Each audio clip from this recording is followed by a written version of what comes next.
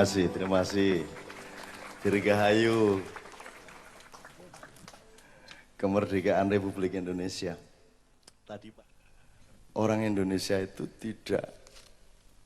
hampir tidak pernah punya pengalaman terhadap kemurnian.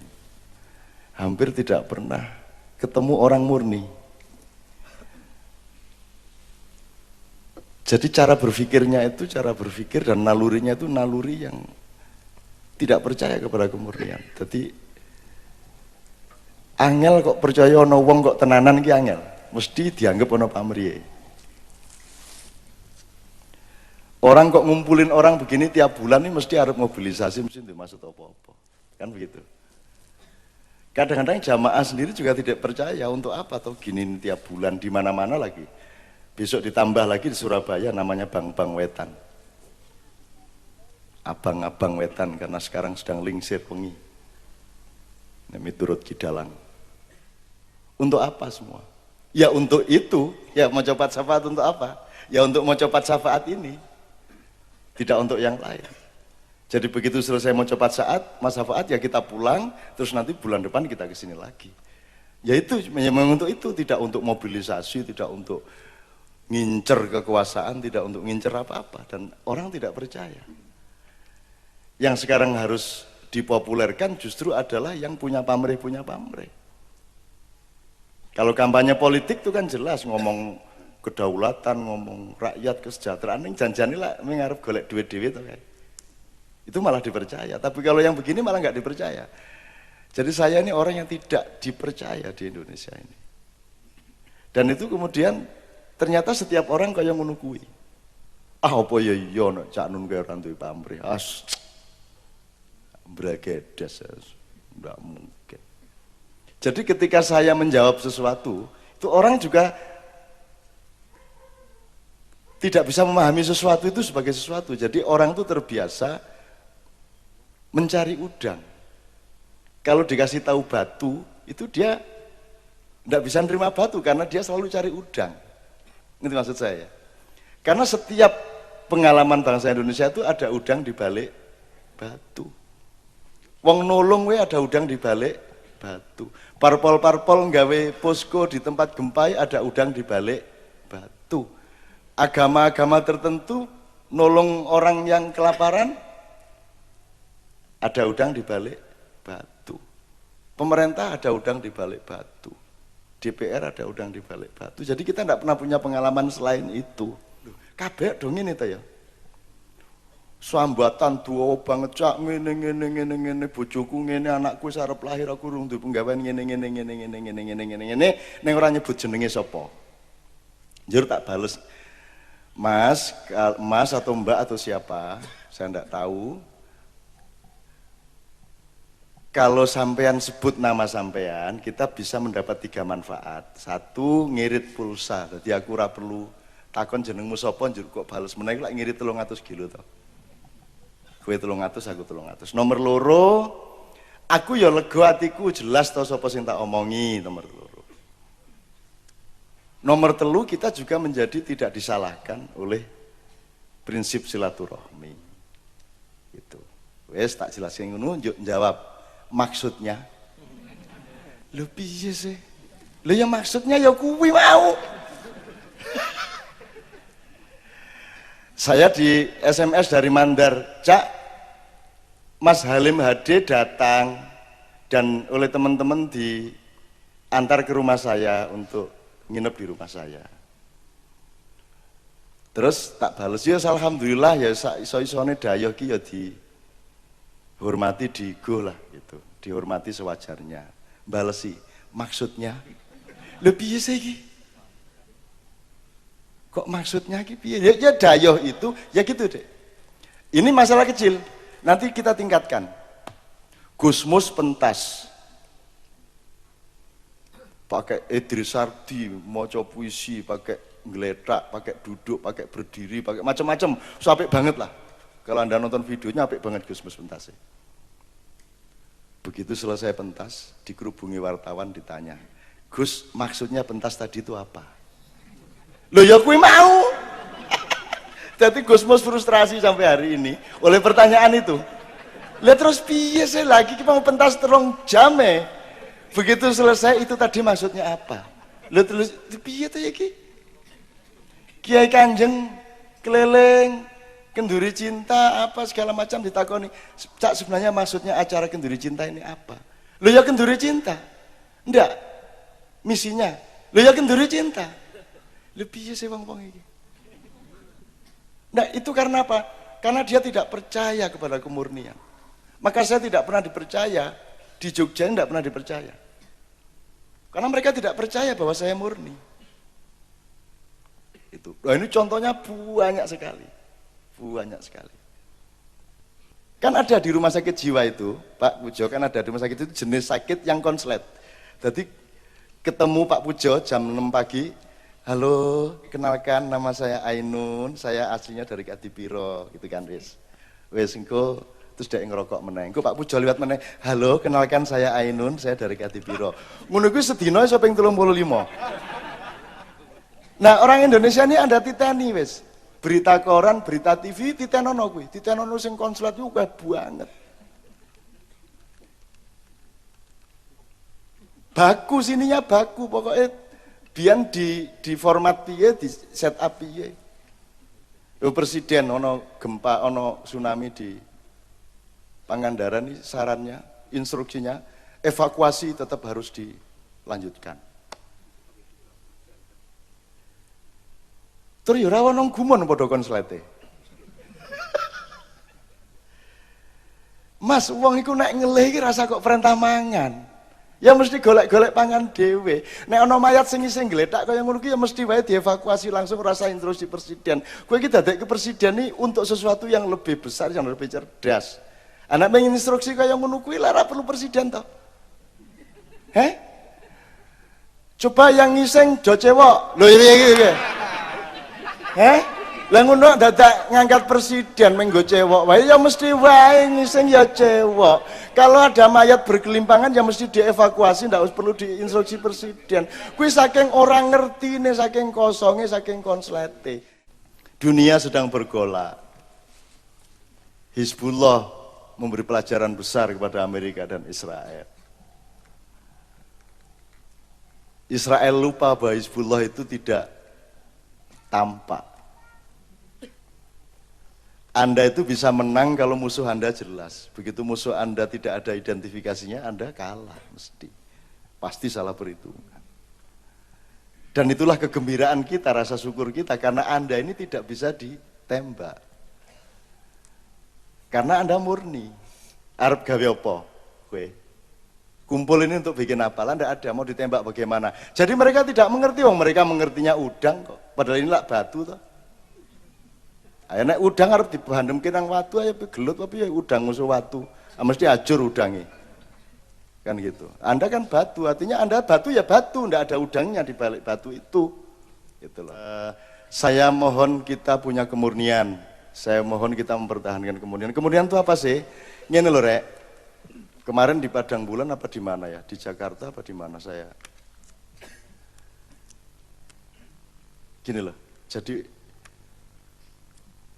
berkatalah kepada dirimu sendiri, aku ini orang tidak baik. Maka pekerjaanku yang terpenting adalah membuat kebaikan. Apa sebabnya? Mergo aku iki wong ora apik. Ngerti ya? Maka pekerjaan saya adalah bikin kebaikan. Saya ini orang yang tidak murni, maka saya akan berjuang untuk memurnikan diri saya. Saya ini orang yang jahat, maka pekerjaan saya adalah menghindari kejahatan sebisa mungkin supaya saya tidak semakin jahat. Ngono lho Rek. Ngerti maksudnya ya? Itu pedomannya lebih bagus, ora kok njuk alim banget kaya ora duwe jahat-jahat atau sithik-sithik ngono kae. Itu bahaya kalau Anda merasa sudah beres alim. Khusyuk itu bahaya. Itu sebab Anda tidak akan terdorong untuk menciptakan kekhusyukan dan kebaikan. Banyak ulama-ulama, habib-habib, kiai-kiai yang sudah yakin bahwa dia benar dan pasti masuk surga, sehingga dia tidak terdorong untuk berakhlak baik sehari-hari. Wong wis jelas mlebu swarga kok. Ambek aku ngampleng nonyo raimu ya aku tetap mlebu swarga. Jadi tidak terdorong. Nah, dengan rasa kita bersalah, rasa jahat, nek cara Jawane bisa rumangsa gitu ya. maka kita akan terdorong untuk berbuat baik. Saya bukan orang suci, maka saya itu sering semampu-mampu saya cari kesucian. Jadi orang suci itu tidak bisa, Mas. Tapi kalau bisa, ada sesuatu hal di dalam hidup Anda yang Anda pakai untuk nabung kesucian. Nabung kesucian piye? Nyun sewu ya aku ora piye-piye. Misalnya aku karo Mbak Via gawe usaha apa ngono ya.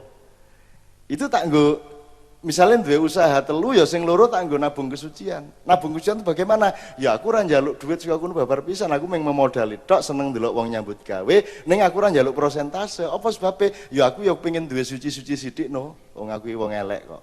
Saya orang jelek kok. Saya orang tidak suci kok. Maka saya harus punya tabungan kesucian sedikit-sedikit. Anda nolongin orang di jalan, nyorong truk, nyorong mobil, mbok dipakai aja untuk nabung kesucian. Dah saya tidak berpamrih lah, saya nyorong saja, ini lumayan nih saya nyicil-nyicil kesucian kepada Allah. Kan itu. Dengan saya bersih ingin menolong benar. Gitu. Dan tiap hari kita mengalami banyak hal yang bisa kita pakai untuk nabung kesucian. Kalau Anda nabung kesucian, teman-teman sekalian, apa rahasianya? Bukan nanti Anda dapat surga. Tidak penting, nanti akan saya ceritakan kenapa surga tidak terlalu penting. Itu akan menjadi investasi bagi Anda di mata Allah. Nanti kalau ada apa-apa yang darurat, Anda pasti akan lebih ditolong daripada orang yang investasinya kecil. Jadi nanti kalau ada sesuatu yang sangat bahaya, yang orang lain mungkin tidak tertolong, Anda tertolong oleh Allah. Karena apa? Karena Anda punya celengan itu tadi. Nah itu nanti dalam momentum-momentum peristiwa hidup kita yang bermacam-macam, itu nanti akan terbukti. Mulai sing sregep nabung kesucian ini sing sregep. Mbomeng sekedar 500 rupiah, 1000 rupiah dan seterusnya lah. Bersikap baik kepada orang, tapi tabunglah kesucian sebanyak-banyaknya. Saya pernah disogok 3 miliar untuk supaya Gus Dur memberi surat izin pulau judi itu, saya langsung dikasih 3 miliar, dan kalau Gus Dur ngasih surat izin itu lewat saya, maka saya akan dapat 500 juta sebulan. Aku dengan seneng, wah seneng banget iki ana duit tok semene kae Pak, aku sekolahanku lagi kacau, wah seneng tenan. Ning iki rada gawe susah aku iki, soalnya nek tak trimo iki aku bingung dhewe iki, gek duit ngene iki dienggo sekolahan entuk apa ora, wis timbangane bingung tak suwek wae ya Pak, ya tak suwek. Wek wonge bingung lho iki ana cek 3 miliar kok disuwek. Tak suwek. Lho aja kowe meng aku dhewe gelo aku ngono. Aku nyuwek ya gelo nganti saiki gitu tak oreng-oreng awakku. Aku ngopo to ya kuwi kok tak suwek barang. Lho ngono lho Mas. Ngerti Mas ya? Jadi jangan menyangka saya orang suci, cuman saya berjuang untuk supaya punya kesucian sak mampu-mampuku. Dan alhamdulillah sampai sekarang tidak pernah saya menerima seperti itu. Karena apa? Karena Allah membuktikan kepada orang-orang yang berjihad untuk kesuciannya, dan Allah menjaganya dengan cara memberi rizki min haitsu la yahtasib. Jadi bukan kok terus wong nek wis suci terus ndelok wong wedok ora tertarik, ya tertarik. Ndelok duit ya tertarik, duit ora tertarik. Siapa enggak suka duit? Aku suka duit. Cuman untuk menerima itu atau tidak, itu masalah lain. Tapi nek aku kowe takon aku seneng duit, seneng edian apa? Seneng banget aku duit iki. Top wis senenge wis. Tapi sak seneng-senengku karo duit isih kalah karo perjuanganku nang awakku dhewe untuk memurnikan diri saya. Jadi mati tak belani. Aku wong tirakat kecilik. Nek ming nolak duit semono wani aku ning ya karo gelo. Ngerti ya Mas? Jadi manusia gitu loh Mas. Orang juga jadi malaikat. So, nanti Anda tidak tahan kalau jadi malaikat. Anda tidak kuat. Setelah itu Anda diem-diem jadi setan.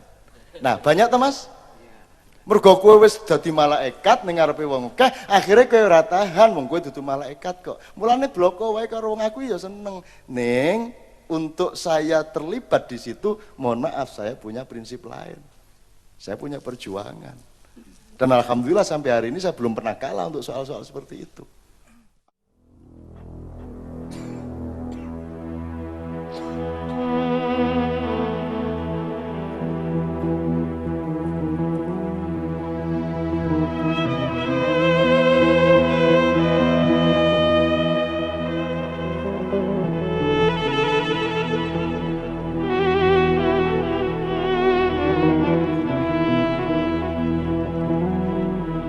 Ya nafsu la taqnati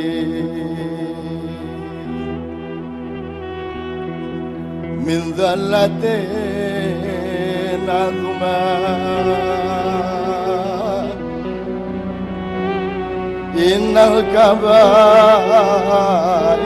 في الغفران كالأمم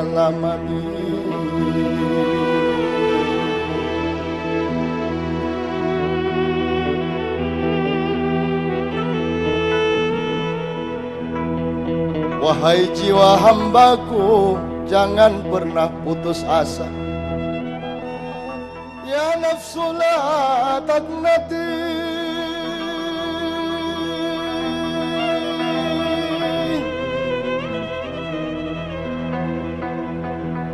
dari segala ujian-ujian yang aku berikan kepadamu yang tidak tertanggungkan seakan-akan oleh hati dan pikiran.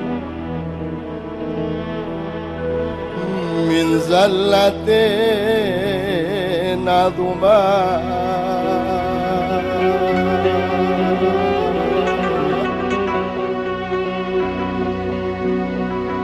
sesungguhnya kebesaranku dan cintaku, ampunanku wahai hambaku lebih besar, lebih besar dari semua duka derita dan masalah-masalah. Maka bergabunglah kepada cintaku. Innal kabaira fil ghufranika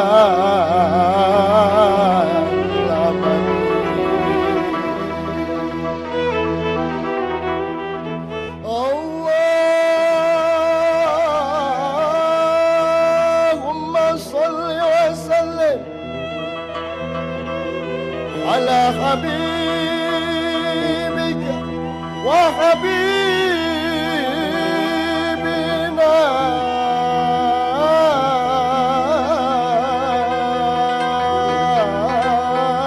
محمد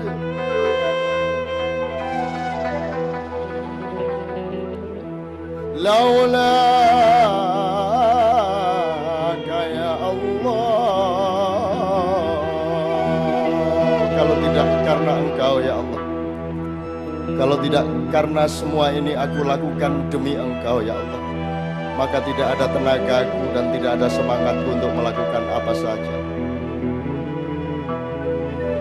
Baru hari ini aku tahu lillahi ta'ala artinya adalah kalau tidak karena Engkau, aku tidak kuat melakukan semua ini ya Allah. Dari hari ke hari diseret ke sana kemari, dibanting, dicampakkan, ditaburi rasa dengki dan dihujani oleh kebencian-kebencian, oleh ketidakpercayaan yang bertubi-tubi mengiris hatiku tiap hari. Kalau tidak karena ini semua untukmu ya Allah, kalau tidak karena untukmu ya Allah, untuk apa aku berbuat baik kepada manusia? Untuk apa aku mencintai mereka? Untuk apa aku menolong mereka?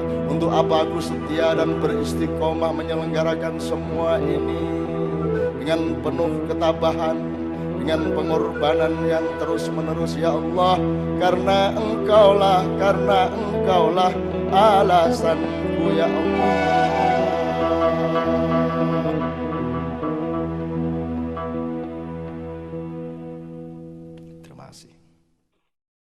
Terus Pak Pendeta ini saking senenge ono acara kaya ngene iki misuh entuk ngomong asu bola-bali wah seneng banget deh. Saya ini sebagai pendeta tidak pernah satu kali pun mengucapkan kata-kata itu. Tapi malam hari ini saya betul-betul ingin mengucapkannya deh ngomong ngono. Apa tadi asu? Ngomong ngono gitu ya, seneng banget deh. Wes, iya Pak, dalam Islam itu semua ada konteksnya. Kalau diinjak kakinya ya disarankan kalimah thayyibah sik ya, tidak pisan subhanallah, tidak pindo walhamdulillah, tidak ping telu la ilaha illallah, tidak ping papat Allahu akbar, tidak ping lima la haula wala quwata illa billah, tidak ping enam asu. Jadi Allah mengatakan kamu jangan berkata kasar kecuali dalam keadaan terani. Nah, ya lah ukurannya ping telu apa papat poli itu tergantung kekuatanmu. Kalau kamu sekali sudah merasa teraniaya ya langsung wae. piye kowe? Lah saiki ukurane nggak bisa dong distandardisasi dong. Ana wong sing lemah, ana sing kuat, ana sing diapa-apake meng alhamdulillah, alhamdulillah, alhamdulillah, alhamdulillah. Nah, terutama wong Jawa ki apa wae alhamdulillah. Untung kiai-kiai sekarang terbukti tidak memiliki pertimbangan sosial di bidang apapun saja. Di bidang apapun saja terbukti. Ada gempa tidak bisa ngasih fatwa. Ada lumpur tidak bisa mengasih formula. Fatwa pisan wis salah. Infotainment haram. Aku piye wis salah pol kuwi wis. Ora salah maksudnya, akhlaknya bener, tapi formula ilmiahnya salah besar. Infotainment kok haram. Kuwi padha karo listrik haram. Mergo ngertine Pak Yai wae listrik kuwi dienggo wong londe kae. Wong gerono wong londe mesti nganggo listrik, terus listrike haram. Ngono ki ta. Lah mung kuwi meng alat to. Infotainment itu gue ngerti. Ini infotainment sekarang ini. Kalau sekarang ngomong substansial, hakikat, infotainment sekarang ini infotainment besar-besaran. Infotainment itu artinya singkatan dari informasi dan entertainment. Jadi sekarang ini kita sedang mendapatkan informasi dan hiburan, bener nggak? Jadi ini infotainment. Dan aku nuruti fatwane Pak Hasyim Muzadi ki bubar iki. Infotainment itu ndak apa-apa. Yang salah adalah perilaku-perilaku, keputusan-keputusan yang melanggar akhlakul karimah di dalam menggunakan infotainment. Misalnya ghibahnya, gosipnya, buka-buka auratnya, tidak mau investigasi, aran-aran. Sekarang itu di Padang Bulan sudah lahir istilah, sekarang itu orang bukan hanya suudzon itu masih lumayan, sangka buruk ini ndak sangka buruk, yakin bahwa itu buruk kok sudah ainudzon dan suul yakin. Lho wis lahir nih Padang Bulan saiki pisan. Itu lahir di Padang Bulan itu kemarin. Ainudzon, jadi sudah yes. Su'ul yakin, jadi keburukan itu diyakini benar sebagai kebenaran, sebagai kebaikan. Sudah diyakini benar, wong jadi acara gosip, yakin benar gosip itu baik kok. Dan menggosipkan itu dengan tenang, itu Eko Patrio. Pulang umroh yang gosip, dan tidak ada hubungannya antara umroh sama bahwa gosip itu tidak boleh, layak tabak tumbak tuh. Ya ayyuhalladzina amanu ijtanibu katsiran minadh-dhanni inna ba'dadh-dhanni itsmun wala tajassasu wala yaghtab ba'dhum ba'dha. Kirana hubungane iku nek ora sirah sigar apa kuwi. Dadi sarafe kene karo kene ora nyambung.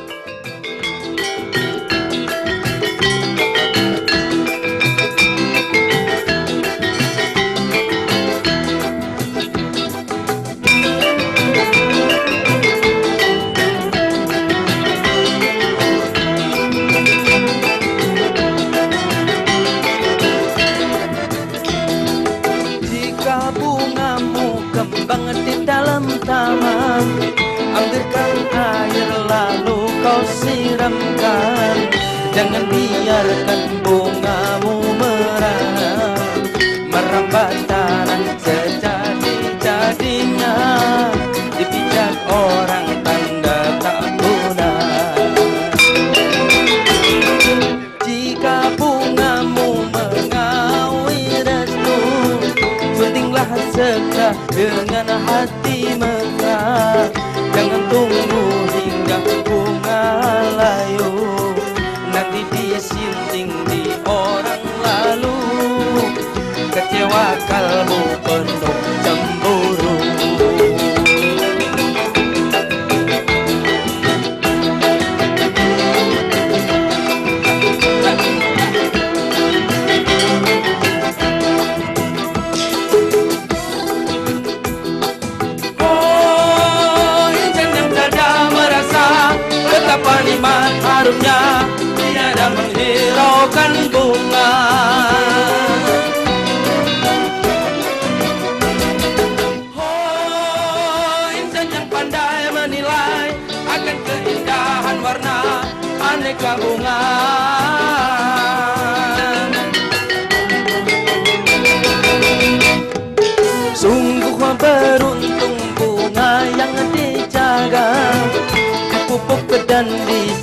disiramilah juga oleh orang yang bijak dan mengerti.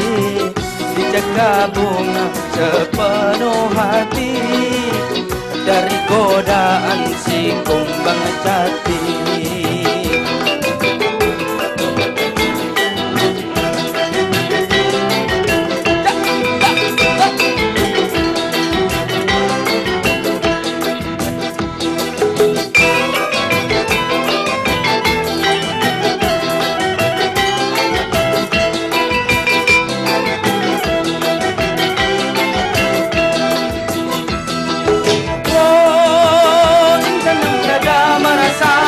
Betapa nikmat harumnya tiada menghiraukan bunga.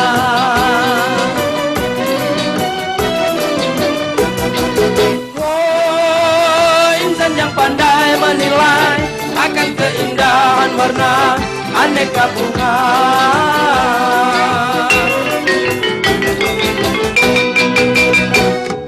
Sungguh beruntung bunga yang dijaga, dipupuk dan disiramilah juga oleh orang yang bijak dan mengerti.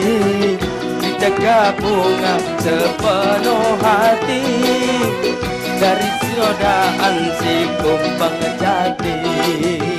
Dari godaan si kumbang jati. Dari godaan si kumbang jati. Saya jadi ingat satu ilmu. Jangan khawatir, Anda yang beribadah, yang rajin bersolawat, yang rajin sholat, itu Anda akan masuk surga. Cuman pertanyaan saya gini, ada 3 faktor dalam hidup yang terkait satu sama lain sebenarnya, tapi kita ambil unsur-unsurnya. 1, ibadah. Maksudnya ibadah mahdhah ya. Nomor 2, cari ilmu. Ya cari ilmu sama ibadah kan bisa jadi satu toh. Ya, tapi pokoknya nomor 2 cari ilmu dulu. Cari ilmu itu artinya tidak hanya sekolah atau ikut diklat pusat grafika. Yang namanya sekolah itu datang ke pasar, melihat sesuatu, mempelajarinya. Itu belajar. Ada motor rusak, diudak-udak karo ndodok kae. Ya itu namanya belajar, mencari ilmu. Jadi 1 ibadah, nomor 2 mencari ilmu, nomor 3 kerja keras. Kerja keras. Pertanyaannya adalah yang mana yang paling tinggi derajatnya di antara 3 itu. Malam ini ingin saya katakan, mohon maaf kalau ada yang sakit hati, ojo gumun karo wong sing rajin ibadah. Kowe rasa kagum karo wong sing sok wiritan. Kayak sok-sok nek wiritan milih dino Minggu pas kerja bakti kae. Mending wiritan mbangane macul-macul. Wis entuk gengsi gede, image bagus, rasa keringetan. Jadi kadang-kadang wiritan itu dipakai oleh para pemalas yang pelit. Wis milih ndi kowe ngancani wong loro, biayai rumah sakitnya apa wiritan, milih ndi aku takon. Ngetokke duit 500.000 apa wiritan, milih ndi? Mesti milih wiritan. Lah nek ngono wong wiritan derajate mung kalah karo 500.000 ta. Dadi rasa gumun karo wong wiritan lah. Loh, ojo njuk kowe merasa rendah kalau wiritan. Enggak, wiritan itu sangat bagus, ibadah itu wajib dan sangat bagus, tapi dia tidak nomor 1.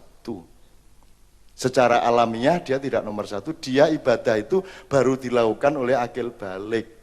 Dan manusia hidup itu sejak bayi. Dan bayi itu bekerja, nangis, kerjanya bayi itu nangis, ngompol, ngising, itu kerjanya bayi, tapi dia bekerja sejak kecil. Jadi manusia itu nomor 1 bekerja. Bekerja itu apa? Bekerja itu Anda tidak mengingkari amanat Allah. Dikasih badan, dikasih tangan, dikasih kaki, dikasih peralatan-peralatan, Anda tidak mengingkarinya, sehingga Anda mengerjakan sesuatu dengan alat-alat yang dipinjamkan oleh Tuhan, dan itu yang nomor 1. Nah, kalau mau lebih hebat ya kerja-kerja dok ya gak ono gunane, ya kerja pakai ilmu, dia berdialektika. Ya mosok kerja ndak pakai ilmu. Harus dong dengan sekaligus mencari ilmu, sekaligus amal ilmiah, ilmu amaliyah ngono kae lho. Itu sekaligus. Baru dilandasi dan diperkuat oleh ibadah. Lah nek urip ora nganggo kerja, ora nganggo ilmu ning ibadah tok. Jare Kanjeng Nabi ora mlebu swarga. Anda sudah tahu cerita klasik seorang pemuda yang selalu di masjid wiritan isu awan sore bengi terus Kanjeng Nabi kagum iki top tenan bocah iki ampuh. Njuk takon karo bocah liyane, kuwi cah ampuh kuwi nek mangane piye kuwi? Ekonomine nafkahe piye?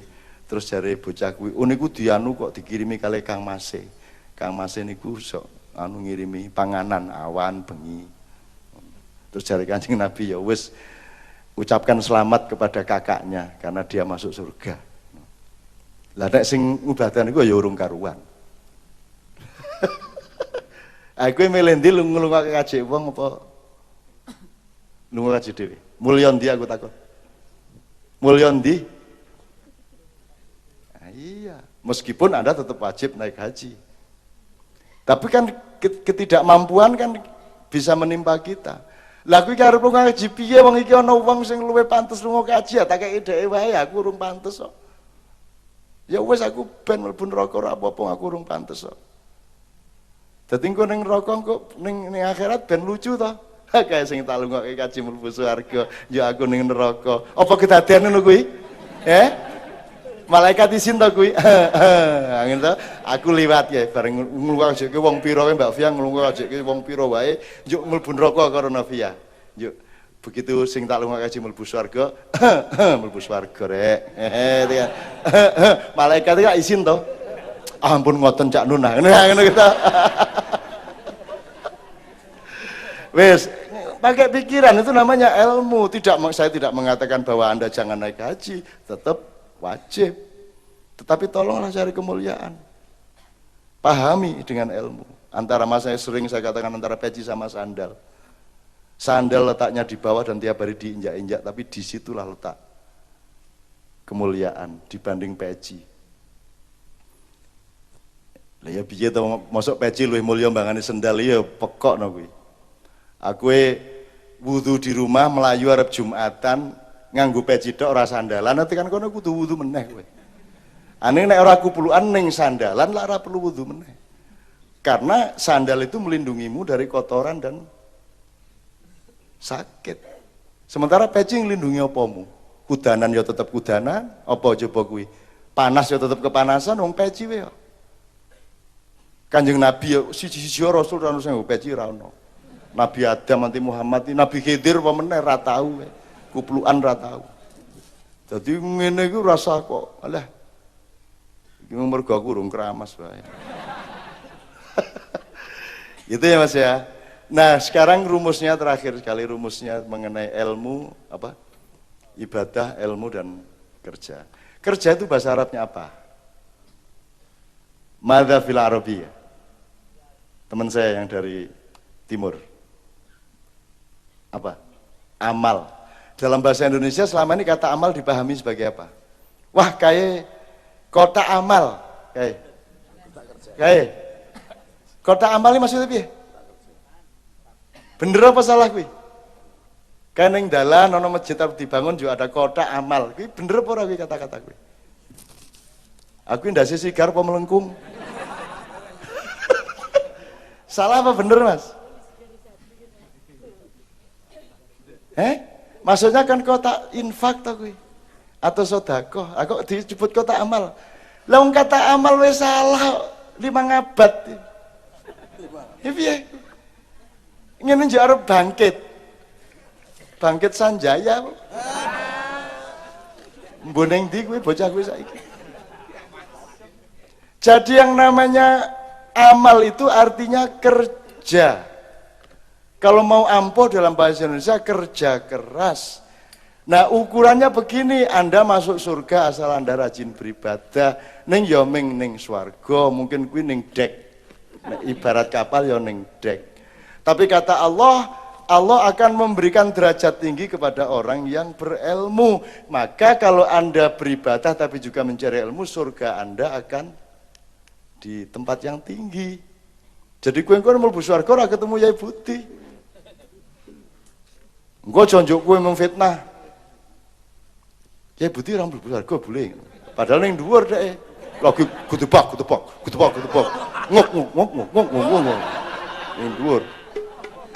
Ilmunya adalah amal tadi itu bahasa Indonesianya bekerja atau bekerja keras. Kata Allah, orang yang bekerja keras dan kerjanya itu baik, ya kerja keras itu orang yuk ning Malioboro sedina bleng ngincer sapa sing iso dicopet. Ya kerja keras ning ya dudu kuwi jenenge amal soleh. Jadi kalau ibadah rajin itu masuk surga, kalau Anda juga sambil mencari ilmu, Anda derajatnya tinggi di surga.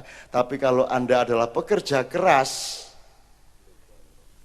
Anda mendapatkan lebih dari surga, yaitu Anda mendapatkan perjumpaan liqa'u atau perjumpaan dengan Allah, bermuwajah dengan wajah Allah. Aku bukakan wajahku yang indah untukmu. Jadi hormatilah orang yang bekerja keras. Dan kebahagiaan saya adalah melihat orang bekerja keras. Seneng aku ndelok wong kerja keras sih. Seneng. Jadi Anda harus bangga kalau Anda bekerja. Tinggal bekerjamu itu dipakai, diklambeni syahadat, diklambeni akhlakul karimah. Maka kerja keras Anda akan membuat Anda di atas surga. Orang yang sudah berjumpa dengan Allah yang masuk isi butuh swarga. Gitu?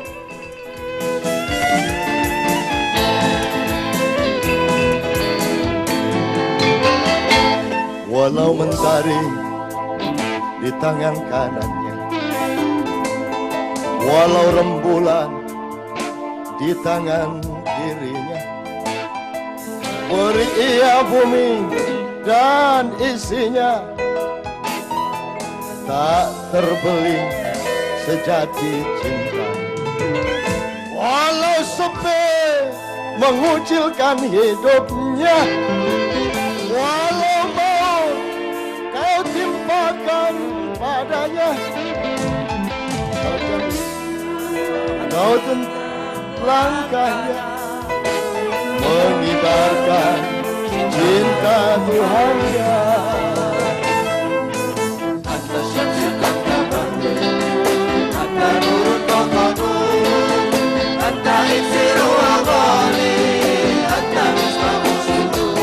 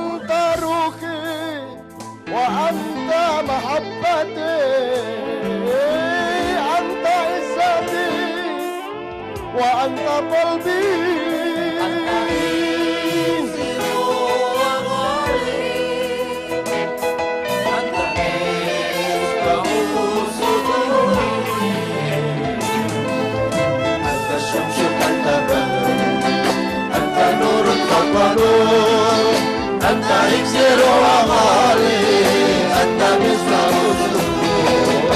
Ya Habibi ya Muhammad, ya Rasul Fiqain, ya Muhayyad ya Muhammad, ya Imam al-Qiblah.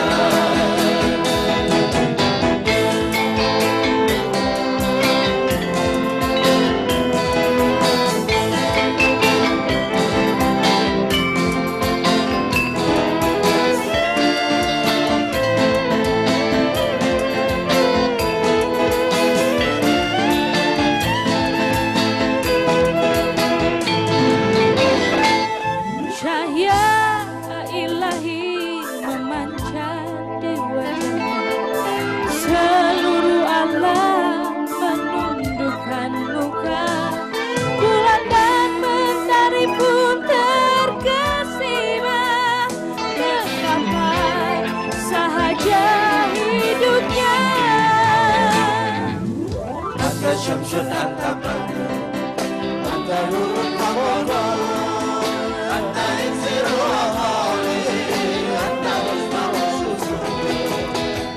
habibi ya Muhammad, ya arusal mafiqan, ya muhayyid ya muhammad, ya imam al-qiblat.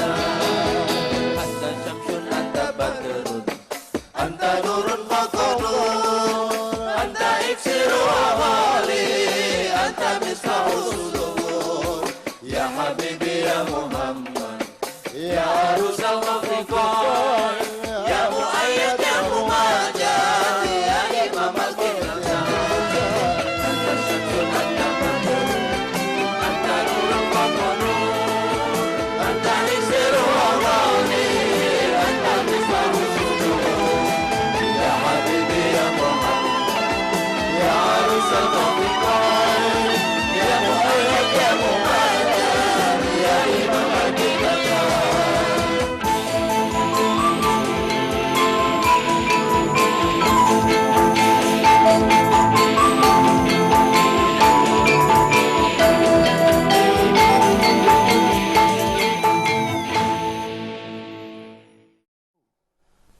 Rasulullah mencium tangan dari seorang pekerja pemecah batu.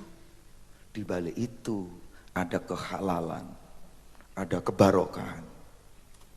Terus Anda tahu perjalanan dari gandum menjadi roti, dari padi menjadi nasi, proses melewati api. Kalau toh ini ma'iyah adalah bagian dari sarang yang bergoyang-goyang di pucuk-pucuk kehidupan, maka Allah akan menaburkan kekuatan terbang di masa datang. Iki sing ora paham lho iki.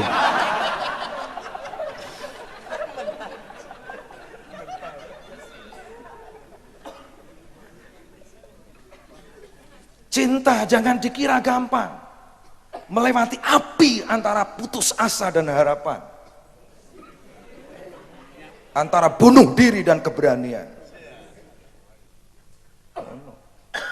Terus piye? Roti antara gosong dan menjadi roti. Ada dua.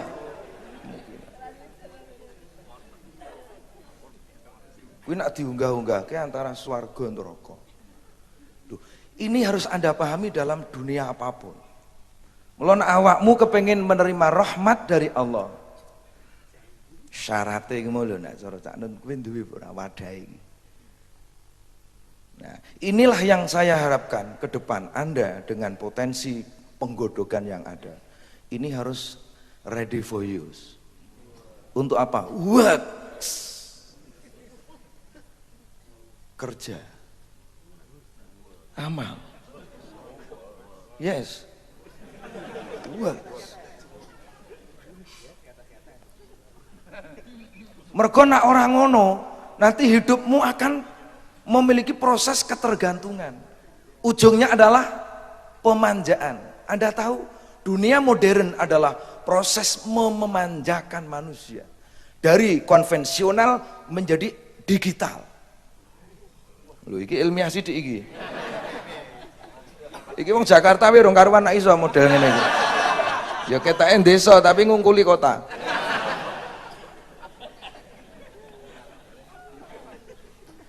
Jangan dikira yang enak kemudian lahirlah enak. Bisa saja. Anda harus tahu sebuah logika berbalik. Manisnya derita dan deritanya kebahagiaan. Kowe kudu kenal iki, kowe nek ora kenal iki kowe ora arti keadilane Gusti Allah. Ngono. Mula dikira kekuasaan tuh enak, menggiring kepada penjara. Ngono ki nek ora kelas tanding ngono. Hati-hati menjadi kekuasaan. Dan jangan dikira kecantikan itu membuat orang bahagia. Anda tahu mawar yang tidak berduri.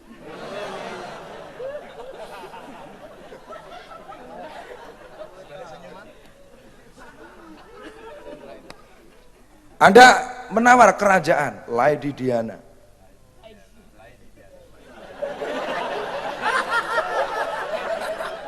Berada di istana dengan servis-servis yang mana suka dia.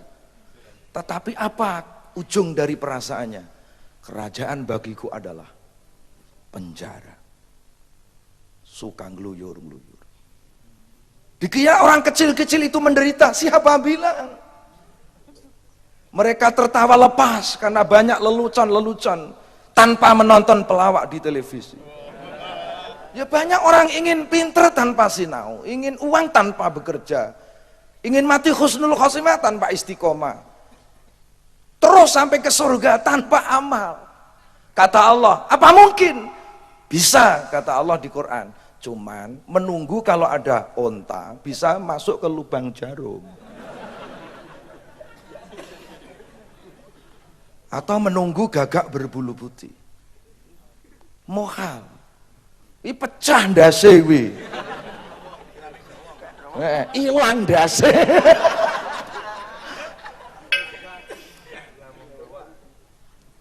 Mula Anda itu jangan suka kemapanan. Anda nanti dinilai bobokkan oleh sejarah. Dan Anda kehilangan power di tengah badai menyerang, gelombang menyerang. Kalau bisa Anda harus terdidik untuk bercanda dengan gelombang-gelombang.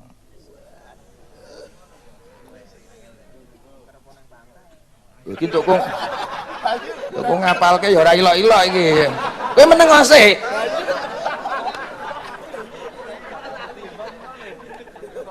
Iya iki lali terus e.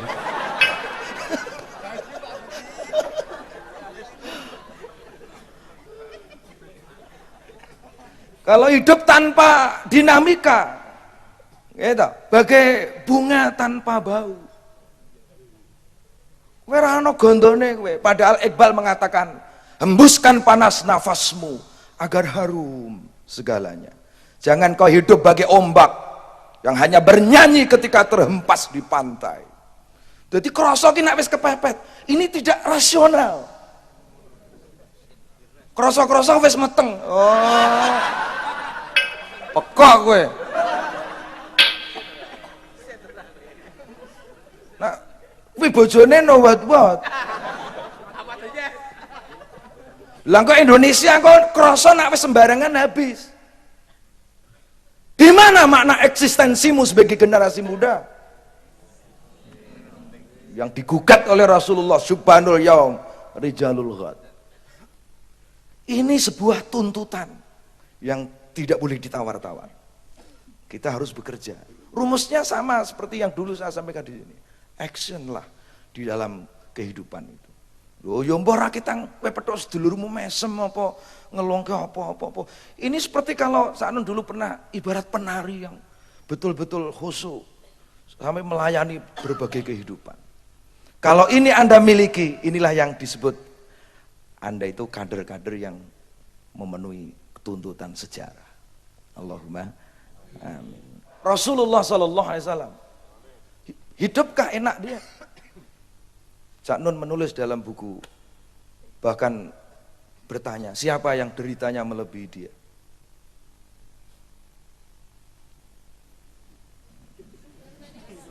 Ya kan berpikir ngono lho maksudnya.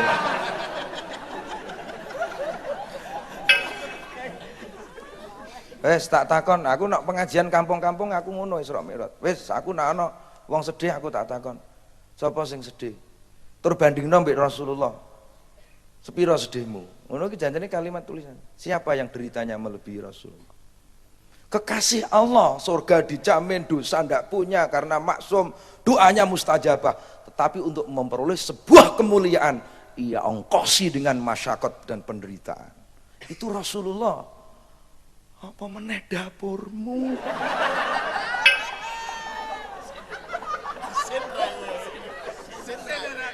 Dapurku. Dosa akeh, swarga urung genah. Dungane ra mandi. Rindu kemuliaan tanpa ongkos derita. Ini masalah ekonomi kok kita disuruh sabar. Tuhan itu adil, yang tidak adil itu manusia. Kalau ada kemiskinan yang terus menerus, ini yang salah bukan agamanya atau Tuhan, tapi konsep-konsep ekonomi manusia yang menyebabkan kemiskinan yang terus menerus ini. Nah, seperti itu. Itu pernyataan yang luar biasa bagi saya. Nah, pertanyaannya, Pertanyaannya adalah sebetulnya misalnya menurut Cak Nun sendiri, sebetulnya momentum syukur dan sabar itu juga seperti apa gitu. Karena ternyata kesabaran bagi orang miskin ini saat ini nggak tepat, karena memang kemiskinan kita ini akibat sebuah konsep-konsep ekonomi yang salah gitu loh. Jadi kemiskinan kita terus kita disuruh sabar, lantas konsep kita dibiarkan, itu kan nggak pas gitu loh. Soal sabar syukur itu menurut saya baik kok, orang itu menganjurkan sabar syukur. Cuman segala sesuatu baik dan tidak baik kan pada tempatnya. Kalau tidak pada tempatnya dan tidak pada momentumnya, segala sesuatu menjadi tidak baik. Gitu loh. Yo jam loro bengi disuguhi rujak cingur ya aja to ya. Rujak cingur enak banget nih, ya aja disuguhi rujak cingur. Nah, ulama-ulama ini rata-rata nyuwun sewu itu tidak memiliki dialektika sosial. Bagi mereka agama itu adalah utak-utak ilmu fikih dan 1-2 ilmu hikmah. Itu pun tidak dikaitkan dengan kenyataan sosial. Jadi tidak bisa dong saya mentang-mentang kadang-kadang jadi ustadz terus ono wong maling tak syukur-syukurke, tak kutuk-kutuk, enggak bisa. Saya harus melihat latar belakang sosialnya, kenapa dia maling. Makanya tidak mungkin saya dari awal diminta untuk mengomentari sinetron, apa mengomentari buser segala macam, tidak mungkin saya mau. Sebab nanti komentar saya tidak disetujui oleh mereka. Sebab saya akan bermaiyah lain metode saya gitu loh. Kan gitu. Nah, jadi sebenarnya syukur dan sabar itu kan saran internal, Mas. Itu kan mekanisme internal saya. Ke dalam diri saya harus pinter-pinter bersabar dan bersyukur. Tapi kalau ada menteri korupsi, saya tidak bisa dong pakai sabar dan syukur. Terus biar milih sabar, milih syukur gue. Nek ono menteri korupsi terus gue milih sabar apa syukur? Karo-karone ra cocok no. Negara rusak terus gue sabar karo syukur. Kalau keluar, kalau eksternal jihad, kalau internal sabar syukur. Sabar syukur itu kan alat penaklukan jiwa, alat penaklukan mental, alat untuk menaklukkan hati kita. Bahwa kita harus bersabar ke dalam diri kita. Gitu loh. Tapi yang lebih penting dari itu kan nahi mungkar, bahwa kalau eksternal atau bersikap keluar itu ya jihad, nahi amar ma'ruf nahi mungkar.